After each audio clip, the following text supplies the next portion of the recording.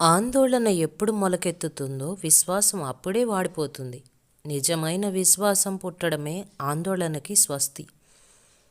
Mark సువార్త 11వ అధ్యాయం 24వ వచనం. ప్రార్థన చేయనప్పుడు మీరు అడుగుచున్న వాటినెల్లను పొందియున్నామని నమ్ముడి. అలాగే యోహాను సువార్త 4వ అధ్యాయం 50వ వచనం.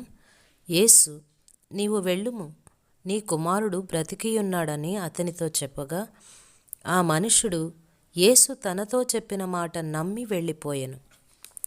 ఏదైనా విషయాన్ని ఖచ్చితంగా ప్రార్థన చేయవలసి వచ్చినప్పుడు దేవుడి మీద నమ్మకం కుదిరేదాకా ప్రార్థించాలి. జవాబు ఇచ్చినందుకు దేవునికి హృదయపూర్వకంగా కృతజ్ఞతలు చెప్పగలిగేంత వరకు ప్రార్థించాలి. జవాబు ఇంకా ప్రత్యక్షం కాకపోతే అది అవుతుందా లేదా అన్న అపనమ్మకం నీలో ఉన్నట్టుగా ప్రార్థించకూడదు. ఇది జరిగేట్టు లేదు, జరిగేలా చేయి ప్రభువా అని ప్రార్థించకూడదన్నమాట. అలాంటి ప్రార్థన ఏమీ సహాయం చెయ్యదు సరికదా, అడ్డుబండయి కూర్చుంటుంది. ఇలాంటి ప్రార్థన నువ్వు చేసినప్పుడు నీకు ఉన్న కాస్త కూస్తో విశ్వాసం కూడా పూర్తిగా తుడిచిపెట్టుకుపోతుంది. ఇలాంటి ప్రార్థన చెయ్యాలి అనే ప్రేరేపణ ఖచ్చితంగా సైతాన్ నుండి వచ్చినదే. అవసరమైన విషయాన్ని మరోసారి దేవుని ఎదుట విజ్ఞప్తి చేయడంలో తప్పులేదు. అయితే ఆ ప్రార్థనలో విశ్వాసం ఉట్టిపడుతూ ఉండాలి. విశ్వాసం ఆవిరైపోయేదాకా ప్రార్థించవద్దు. జవాబు కోసం కనిపెడుతున్నాను, నీ మీద నమ్మకంతో ఉన్నాను, నీ నుండి రాబోతున్న ఆ జవాబు కొరకు వందనాలు అంటూ ప్రార్థించాలి. జవాబు వస్తుందని తెలిసి దానికోసం స్తోత్రాలు చెల్లించడం కన్నా గట్టి విశ్వాసం వేరే లేదు. విశ్వాసాన్ని తుడిచిపెట్టే దీర్ఘ ప్రార్థనలు దేవుని వాగ్దానాల్ని తృణీకరించడమే కాక మన హృదయాల్లో అవును అంటూ మెల్లిగా వినిపించే ఆయన స్వరాన్ని కూడా నొక్కేస్తాయి. ఇలాంటి ప్రార్థనలు హృదయంలోని అల్లకల్లోలాన్ని తెలియచేస్తాయి. అల్లకల్లోలానికి కారణం జవాబు రాదన్న అపనమ్మకమే. విశ్వాసం ఉన్న మనం ఆ విశ్రాంతిలో ప్రవేశించుచున్నాము. హెబ్రీ పత్రిక 4వ అధ్యాయం 3వ వచనం.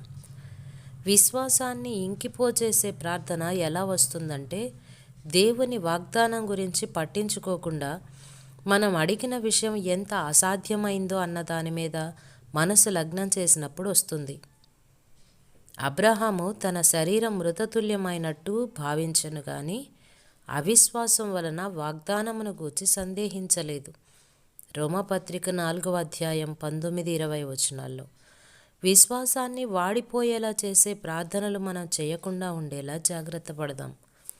విశ్వాసం అన్నది ఒక ఆలోచన కాదు, ఒక దృశ్యం కాదు, ఒక వివేచన కాదు, దేవుడి మాటను ఉన్నదున్నట్టుగా నమ్మడమే. ఆందోళన ఎప్పుడు మొలకెత్తుతుందో విశ్వాసం అప్పుడే వాడిపోతుంది. నిజమైన విశ్వాసం పుట్టడమే ఆందోళనకి స్వస్తి.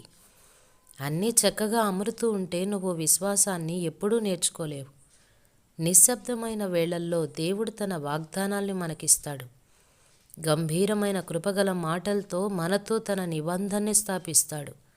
ఇక వెనక్కి తగ్గి ఆ మాటల్లో ఎంతవరకు మనకి నమ్మకం ఉన్నది కనిపెడతాడు. ఆ తరువాత శోధకుడిని మన దగ్గరికి వచ్చేందుకు అనుమతిస్తాడు.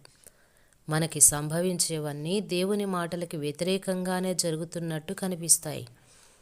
ఈ సమయంలో విశ్వాసానికి పట్టాభిషేకం జరుగుతుంది, నమ్మకం గెలుస్తుంది. ఇప్పుడైతే మనం చెలరేగే తుఫాన్లో మన సాటి వాళ్ళంతా భయంతో వణికిపోతున్న వేళ జయోత్సాహంతో కేకపెట్టాలి. దేవుడు చెప్పినట్టే చివరికి జరుగుతుంది, నేనాయన్ని నమ్ముతున్నాను. దినకరుడు జీవించినంతకాలం, నక్షత్రాలు ప్రకాశించినంతకాలం మరణంలోనూ మనుగడలోనూ విశ్వసించండి. ఆయన జ్ఞానహస్తాలే మనల్ని నడిపిస్తాయి. చీకటి దారైన దివ్య సంకల్పపు దివ్యలు వెలుగుతూ ఉంటాయి.